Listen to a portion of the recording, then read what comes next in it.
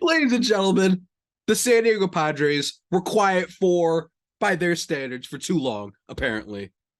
They have just signed Xander Bogaerts to a massive deal. I'm feeling really sick, and in fact, I probably don't have all the answers, but it doesn't matter. We're talking about this anyway, because that's what we do. We talk, and we have fun, and appreciate all the things that the Padres have been doing. You know what you're listening to. Let's talk about this deal. All hail AJ Preller. Let's get started. You are Locked On Padres, your daily San Diego Padres podcast. Part of the Locked On Podcast Network, your team every day.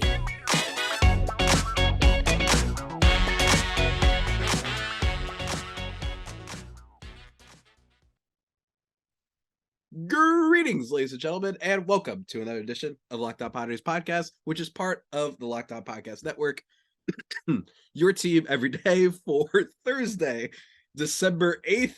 As always, I'm your host with sometimes, occasionally, but certainly not always the most, Javier Reyes.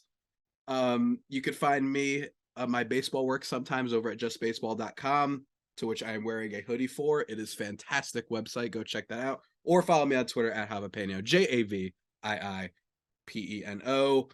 at LO_Padres on Twitter as well. And thank you for making Locked On Padres your first listen every day. Free and available on all platforms. And man, I'm enough of the intro. Xander Bogaerts is a San Diego Padre. There are so many questions and it's probably going to take multiple episodes. Full disclosure, I am still very sick right now. Maybe you can tell with my voice. I'm still a sick boy. I'm getting over it. I'm definitely not at the peak of the sickness. So my apologies if I sound a little nasally or if I cough a whole bunch on this episode. Just be prepared for that. But we push through. We push through. And that's what the Padres do. They push through every single damn time. I get on this microphone like a buffoon saying how, I would really like a Michael Conforto. Oh, yeah, Kevin Kiermaier might be kind of cool, or Mitch Haniger. And then AJ Preller said, this freaking bozo from New Jersey, he ain't a real Padres boy. We're going out and signing Xander Bogaerts.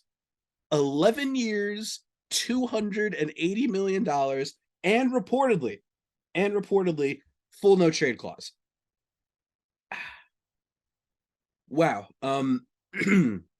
Wow. Just wow.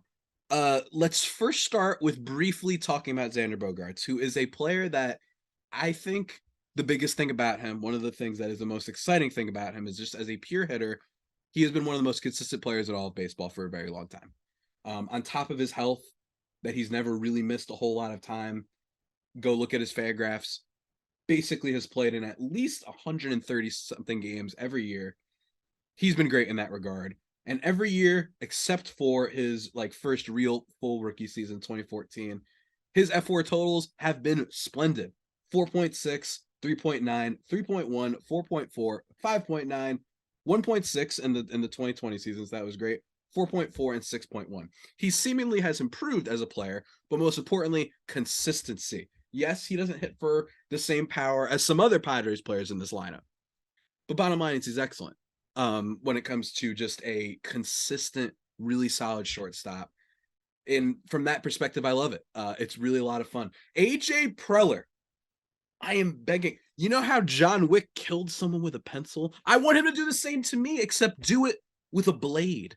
Do it with I don't even know. I'm running out of analogies. I'm running out of analogies, folks. And descriptions of how I want AJ Preller to murder me brutally. This is insane. I am super sick, and I get this alert, and I lose my mind. But I have to admit, I'm almost getting desensitized to all this stuff because the Padres keep doing this. They keep making moves, and it started with the former first baseman of the Padres, Eric Hosmer. You can actually say it was Will Myers, but you get my point. Then they bring in Manny. Then they trade for who did they do after that? I'm losing track. This is the team over the past 365 days. They've traded for Juan Soto, Josh Bell, Brandon Drury, Josh Hader. They've traded for Blake Snell. They've traded for Yu Darvish. They've traded for Joe Musgrove. And now they just said, screw it. we're going after Xander Bogaerts too. Um, I think my first impression of the deal is, first of all, I absolutely adore, absolutely adore when moments happen like this. It is objectively so much more fun to talk about these giant free agent contracts than some of these minor deals, even if they end up maybe being a little bit smarter, which we're going to get into a little bit later, than the big deal. It is so much fun, and what a time to be alive. I know I saw Jeff Passan talking about this on a show, ESPN Insider. People are probably familiar with him, talking about how the Padres epitomize the "if you build it, they will come" type of mentality. And they have, because they've shown nothing but dedication. I don't know if this is going to work, because bottom line, Xander Bogaerts is going to be 30 next year. He's going to be 41 by the end of this contract. That is daunting. That is daunting. And this is also a team that has Manny Machado for a long time. They have the goober, Fernando Tatis Jr. They have there it is. They have Juan Soto for another 2 years. Who knows if they want to pay him? Does giving this deal to Bogaerts mean that they're ready to potentially not extend Juan Soto? Does it mean that they want to trade Tatis? The answer is no. But I mean, it's really nuts, man. It's really nuts. I'm actually losing like words the more I talk. I am not words. I am losing my attachment to reality, my grip on reality. Because the Padres just keep making moves every single offseason, every single trade deadline. And it's just nuts. And again, I really like Xander Bogaerts as a player. Um I've I genuinely believe, my phone just keeps blowing up. I genuinely believe that he's super consistent. I think there's a world where he is just this super solid bat who hits for a modicum, decent amount of power, gets you great batting average on base stuff. And this is a team that, currently constructed, has Tatis, Soto, Manny, Xander, and they're getting Tatis back, and they were a good team last year. So them getting Tatis back and then adding Xander Bogaerts is impressive, to say the least. Even though I will say, 11 years is a lot of time. All right. No duh, obviously, especially for a team that already has all these giant jumbo contracts, and one of which, Soto, who might be one you hope to extend down the line. Although maybe part of this, we don't, again, now I'm just speculating. Maybe it's that they really didn't like how much of a down season he had by his standards last year. So maybe they're like, let's not, extend this guy immediately the way we did the goober over at shortstop, because you just don't know. So instead, they go out and give Xander Bogaerts all this money. This coming on the heels of reportedly missing out on Aaron Judge. They flew him to San Diego last minute. Some people said he was offered a deal that the Padres offered like $400 million. Other people have said that didn't happen. So, whatever, I guess, on that front. Trey Turner, no one has said that offer wasn't legit. They offered him a lot of money, but then he ends up going to Philly, of course. I wonder how much of this is AJ Preller saying, I'm not leaving, like the Wolf of Wall Street. I'm not leaving. All right. I'm getting someone. That's clearly how they approach this offseason. Naysayers can say, well, the last time that they went all in after a good season, it didn't exactly turn out so great. Remember, 2020, they were great. And then 2021, they go even more all in. They make the trades for Darvish and Musgrove and Snell. And it's a pretty underwhelming season, to say the least, to put it lightly. I will say that, I like the consistency of Bogaerts, so it's possible this doesn't age horribly. But bottom line is, this is baseball, so I'm always going to assume that once he hits like 35 or whatever, that it's going to be rough. But clearly that kind of doesn't matter for AJ Preller, because he's all about the now, and he's all about going for it now. And I would be surprised if this is all they do. I would be, because this raises a whole lot of other questions about the Padres roster. Who's going to move where? And to be quite frank with you, I can't wait to talk about that stuff. But before we talk about it, ladies and gentlemen, I got to calm down for just a second to talk to you about betonline.net, your number one source for sports betting, info, stats, news, and analysis. I imagine that their odds, things have fluctuated. They've gone up and down ever since this signing, and ever since the Aaron Judge signing that happened yesterday, right? Like, there's so many signings all over the place. Go check out betonline.net. They've also got you for basketball and soccer, and they got the World Cup stuff, right? World Cup has been super fun to watch. Esports, they've got it all. They've got some podcasts there for you to listen to as well. Head to the website today or use your mobile device to learn more. Bet online, where the game starts. Man, I don't even know where to start on this.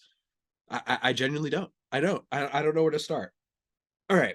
I'm going to try my best, though, because that's what we do out here. We try. We believe in trying, ladies and gentlemen. And that's what the Padres do. In a sport that consistently has all these teams that people love to drink the Kool-Aid. You know what I mean? On some of these middle tier teams that make a lot of really smart trades, they build their roster, they build their farm, and they win a bunch of games, and then they just refuse to put the cherry on top. They refuse to sign that one big free agent. They just keep relying on this. And then what happens is they say, oh no, we're falling apart a little bit. Let's trade our highest asset. And then we just restart all over again.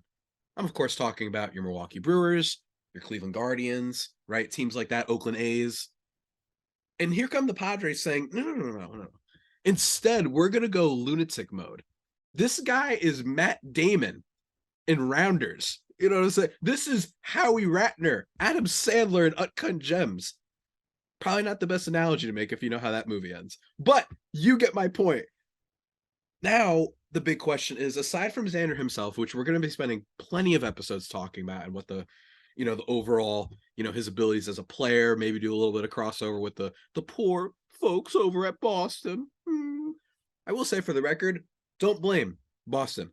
11 years is a long time. And reportedly, the highest offer for Xander Bogaerts was $200 million from the Red Sox. So part of me is like, there's some questions here. Did the Padres actually really kind of handle this poorly from a negotiation standpoint, where they offered that much more than the next highest offer? Again, I'm recording this right after it happened, so maybe the news reports will come in and will clarify that the Giants offered 260 or something like that. But bottom line is they got him. I do not blame the Red Sox. They got the star from Japan, Yoshida. They've added some bullpen help. I don't think if you're a Red Sox fan, you should be pissed right now. I think you should be sad, but not pissed. And I think there's a little gray area that you're allowed to operate in if you're the Red Sox, because there's still some other free agents left. Don't forget Carlos Correa's out there, which no, I don't think the Padres will go for him, but I'm done.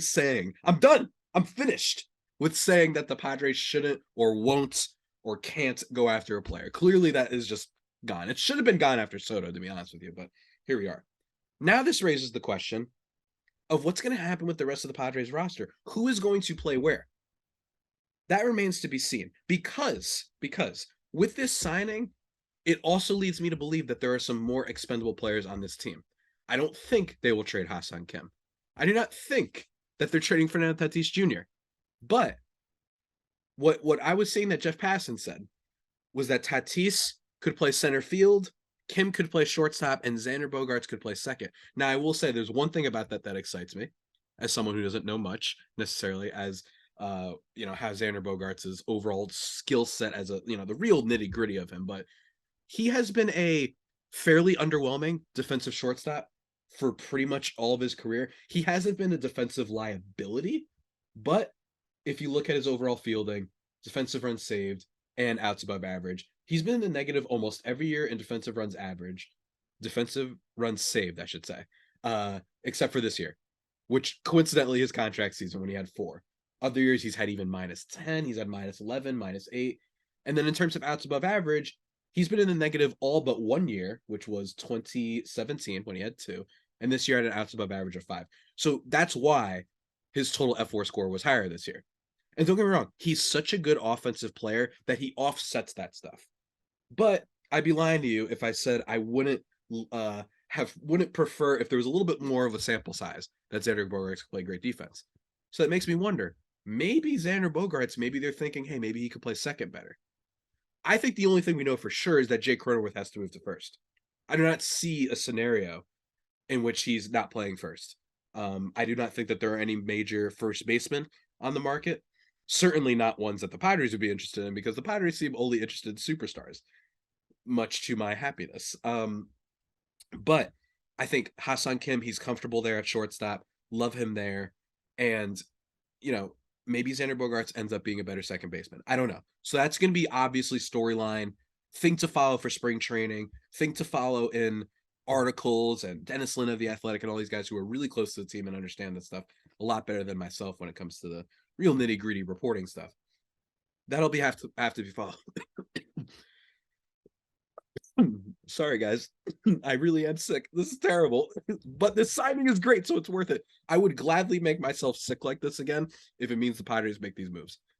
So now I'm wondering, here's an interesting wrinkle to throw into this. Jackson Merrill, the current top prospect for the Padres, are they going to move him now? He's a shortstop, which granted, he's so young that I kind of almost don't care about the positions unless it's like outfielder, infielder, and pitcher, if we're breaking it down that way, when you're this young and in the minors. For all we know, he's going to come up and be a first baseman. I don't know, or a third baseman, right?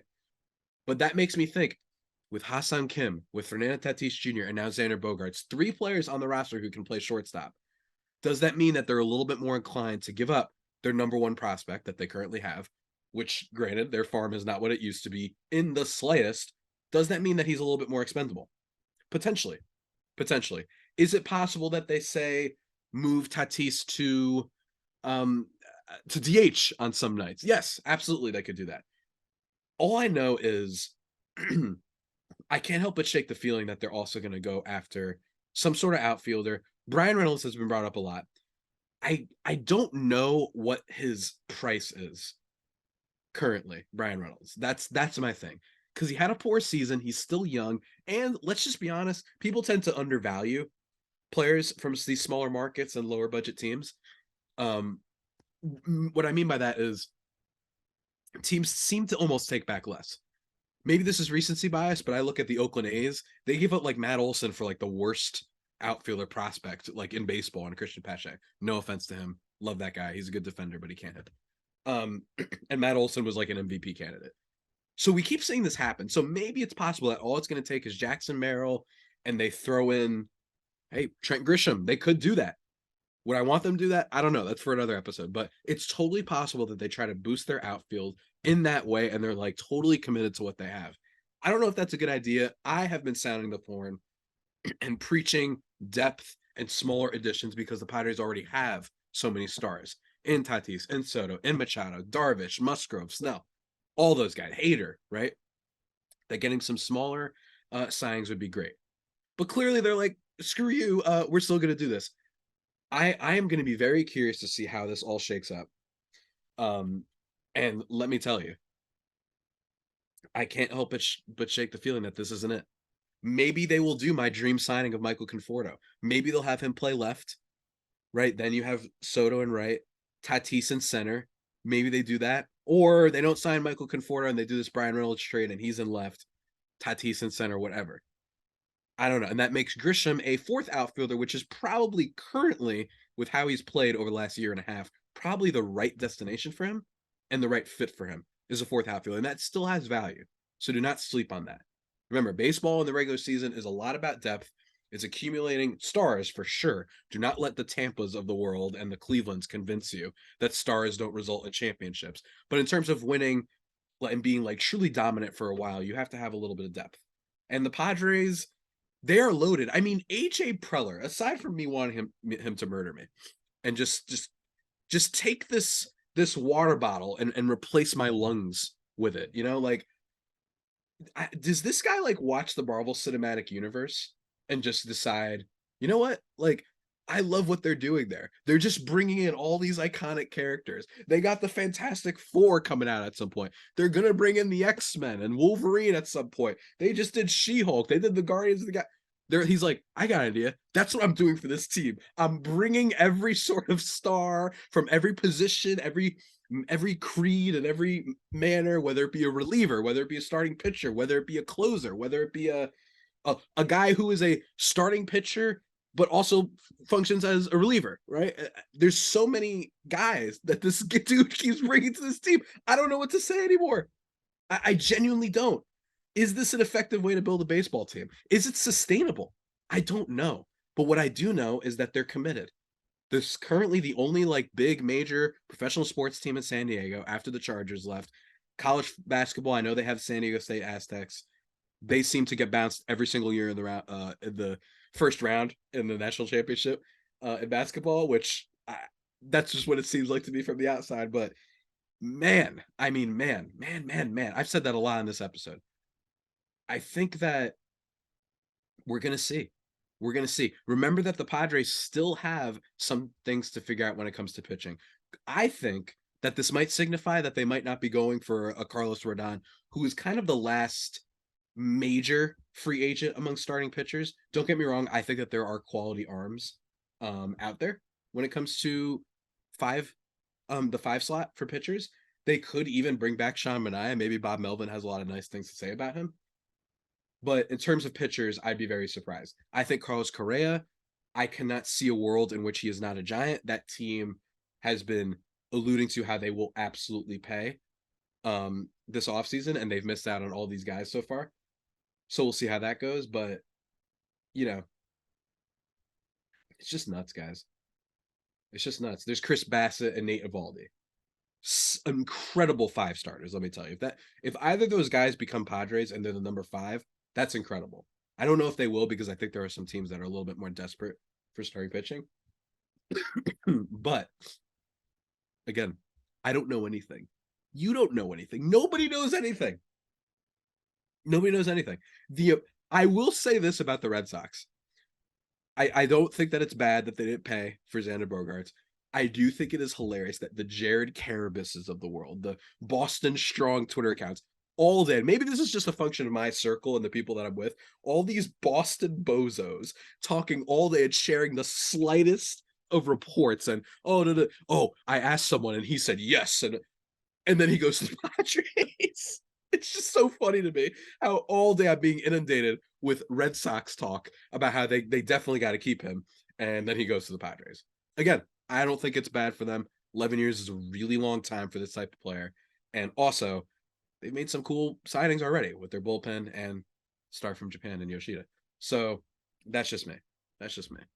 But before we keep basically just nerding out and freaking out about this signing, because to be quite honest with you, I still need to gather more of my thoughts on the entire thing. So it's going to take me a little bit more time, and especially when I'm not feeling like my brain is going to crawl out of its skull. Ladies and gentlemen, let me just remind you to go check out Locked On Sports today for a nice kind of recap of all things sports. It's a nice podcast, like 20 minutes. It's really nice and short. Maybe you're walking to your Dunkin' Donuts, grabbing your cup of coffee. Go check that out. Should be your second listen. It's awesome. And sometimes even I make an appearance on there. I might make an appearance on there soon. I might make another appearance with the rate that the Padres go on. They're going to sign, they're going to sign another superstar somehow. I don't know, but they will. Not that there's too many of them left, but still, who knows? Who knows? All right. Ladies and gentlemen, we're in the waning hours. We're in the witching hour of this here podcast. And I'm just going to keep talking. Just keep talking plainly. I think that overall, if I was to be objective and not take into account the fact that it's just clearly so much more fun to be part of this Padres team that, as John Heyman noted on MLB Network, wasn't willing to pay Chase Headley, who I know hearing that name now is a little bit weird, but that was like the most productive player that the Padres had, at least position-wise, since Adrian Gonzalez, maybe. I don't have the numbers in front of me. They were reluctant to pay that guy. And now all of a sudden they're getting every star in the sport.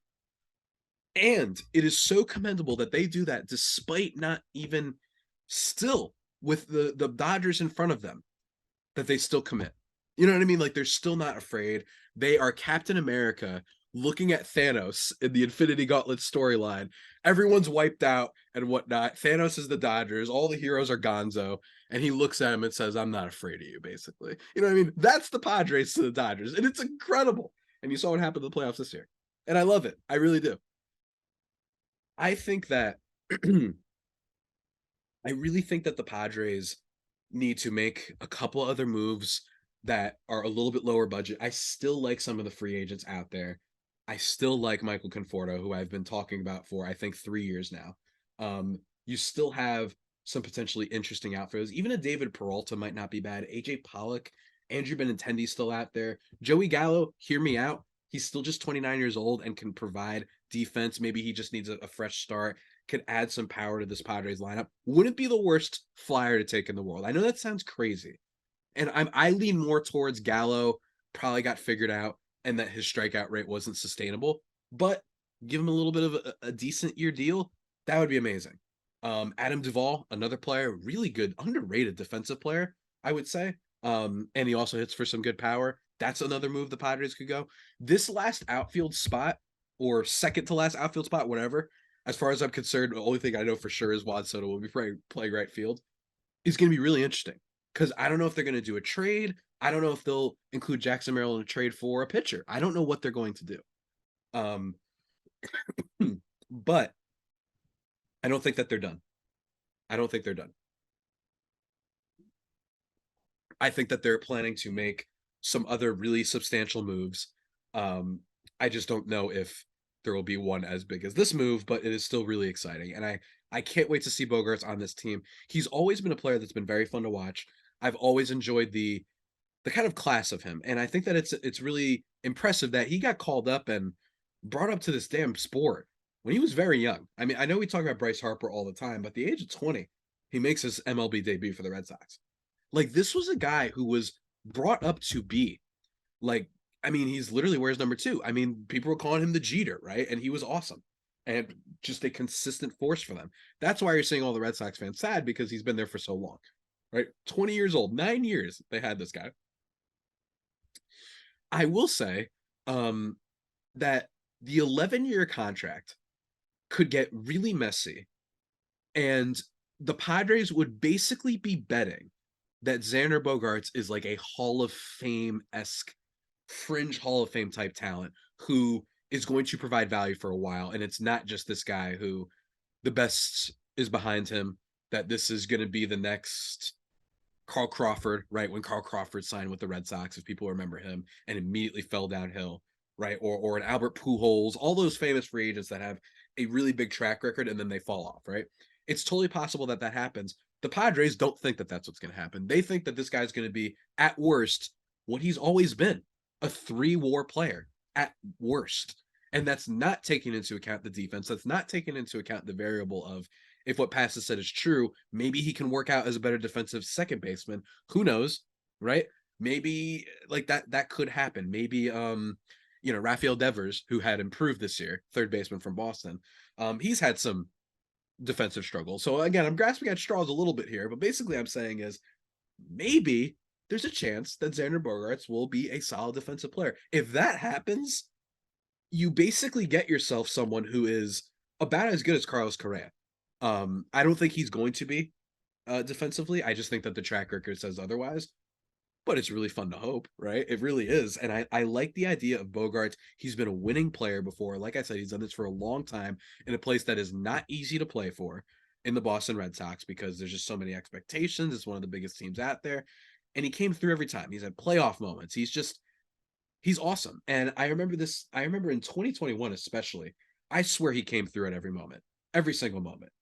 Never had a strikeout rate higher than 20%. In fact, he's never had a strikeout rate above 18.7%.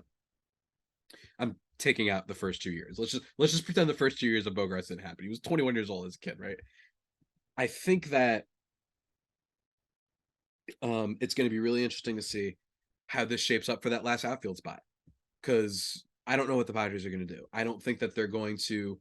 I hope that they don't. The only move that I think the Padres could do that I will call actively bad is if they do some sort of move in which they trade Luis Campusano and another player in order to get another player. I just really think that Luis Campusano, you want to have that guy, not just for depth, but you want to have a guy that's going to be under club control for a while. He's going to be cheap, right? Instead of just giving that asset up. What if he's good and you have control of him for a really long time? I would not give up Luis Campusano. That's my one thing that I really hope the Padres don't do. Otherwise, I mean, it's just incredible. It's incredible that we get all these reports about how they were in on Judge, they were in on Trey Turner, they were in on Jose Abreu. Remember him? I know, right? That feels like 3 weeks ago, but that was like last week that they were all in on trying to get Jose Abreu as a Padre. Instead, he went to the Astros. It's just nuts. Regardless of what happens, I really do believe that this is kind of how baseball should be. I really do.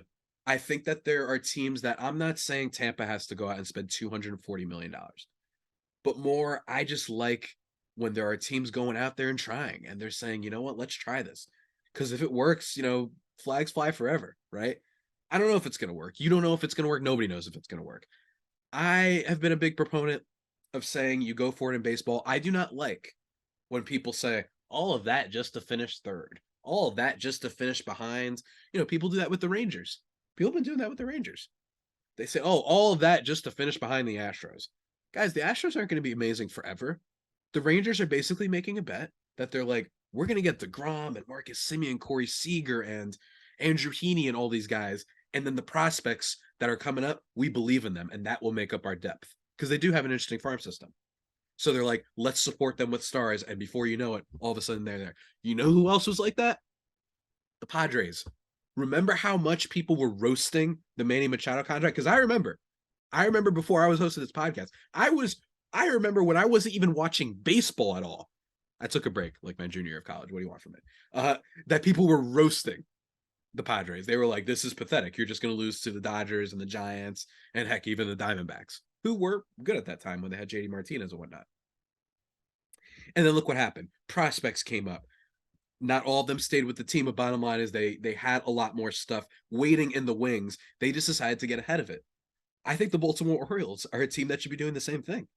They should be saying, let's go out and get Correa, and then all of our prospects will come up.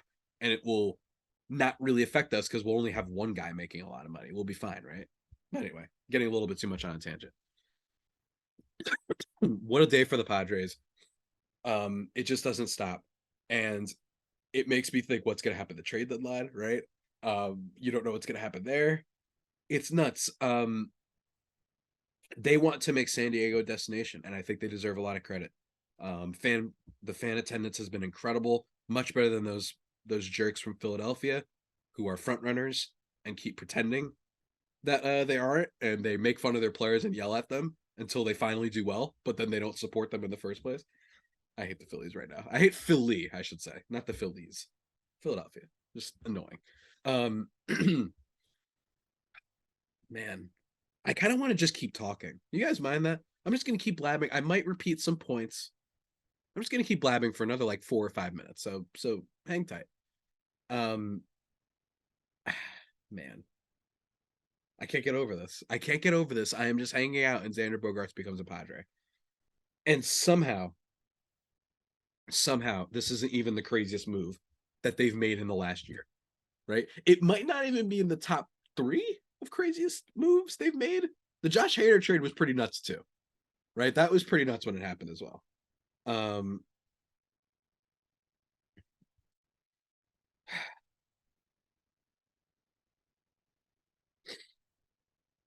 man.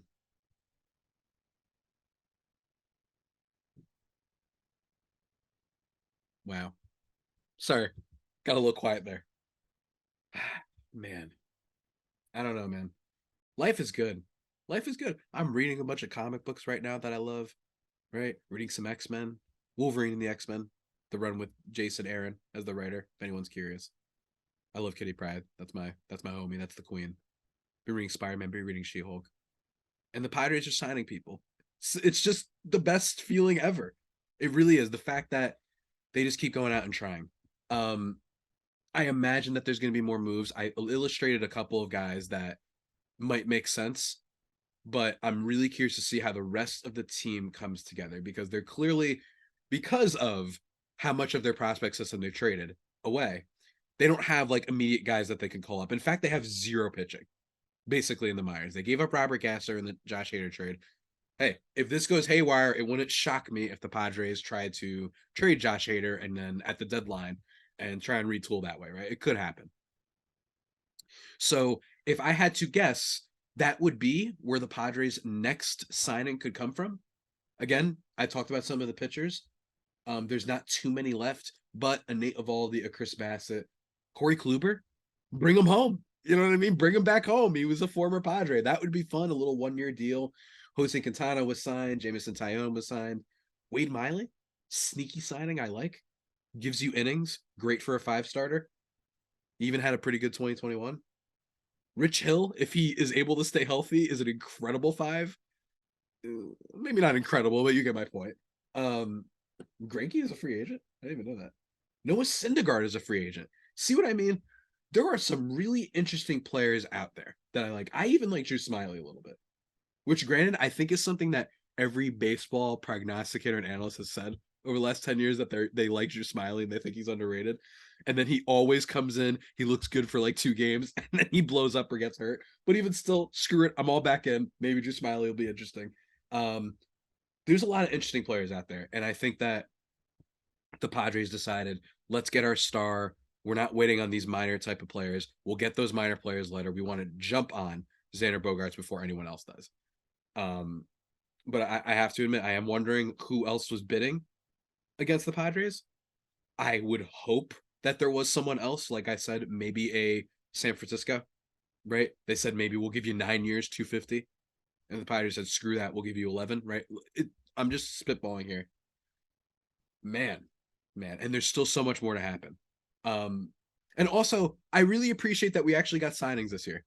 I really appreciate that we still have all these signings and the winter meetings still aren't done yet.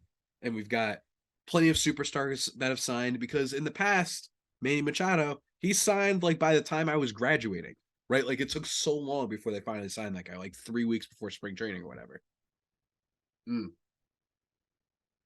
But we're going to see. Are they giving Bogaerts this commitment because Manny Machado low-key could opt out of his contract? Don't know if he will, but he could. So maybe they're saying, just in case that happens, let's make sure we have some other foundational pieces. Could be.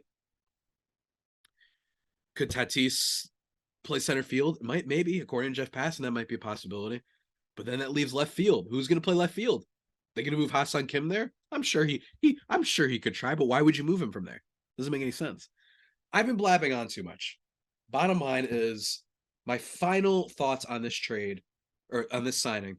I think from a fan standpoint, it's another A+, because it is so much fun, and I really do believe that while we are getting greedy almost as Padres fans, we've grown accustomed to these moves, and we almost are just always expecting them, even if they don't always come to fruition in terms of winning and playoff super success. That it's just so much fun because it's the Padres, because it is a team that would not have extended Jerks and Profar once upon a time. That would be too costly. That they wouldn't have given a 1-year deal to a big time player once upon a time, right? That's how I see this. So for the Padres fans, I do think you have to keep that in mind, that them seeing all this is great. Fan attendance is going to be through the roof. Everyone's going to be talking about the Padres. Screw every other team in California, I guess, right? It's awesome. It's awesome from that perspective. But as a baseball person, I think that this is like a B, I think. And anyone who's been following the pod, I gave the Josh Hader trade a B-. I think that the only thing for me is, who else were you bidding against? I don't know if the Padres needed another star. And lastly, 11 years is a long time. He's going to be 41. And I do not remember the last time a position player, let alone one for 11 years at this age, was able to age gracefully, right? It just doesn't happen. Hopefully he does. If this guy becomes a 260, 340 on base guy when he's 38, I'll take it. You know what I mean? That's incredible as far as I'm concerned. But the Padres are betting. I hope they're betting, at least. I hope they're betting that they think that Xander Bogaerts is a Hall of Fame caliber talent that is going to age gracefully. Because all of the previous years prior, considering how long he's been in the league, he has been a banner of consistency. I hope that the reason they did this signing isn't because they were scared because they missed out on Turner and Judge. And that they panicked and they said, let's just go. We need to get a superstar. So we're going for this one. I hope that's not the case. I hope that's not the case. I hope Xander Bogaerts keeps up the defense. And I hope we keep staying faithful, you know? This is so cool. Oh, my lordy. What a time to be alive, ladies and gentlemen. With all that all being said, that about does it for today's edition of the Locked On Flu Game Padres podcast. As always, you can follow me on Twitter at Javipeno, JAVIIPENO, at LO_Padres on Twitter. Go check that out. Follow the YouTube, subscribe to the YouTube if you want to see me looking like a fool on camera, waving his arms around like a inflatable balloon dude outside of a car shop. What do they call those? A car dealership. There we go. If you want to see that, we're gonna be talking more about Xander Bogaerts. Probably got some crossovers planned for the future, and we probably have another signing coming because that's what the time is. It is a great time to be a Padres fan, ladies and gentlemen. With that all being said, that about does it. Until next time, stay safe, and of course, stay faithful, my Fry Faithful homies. Take care! Yeah!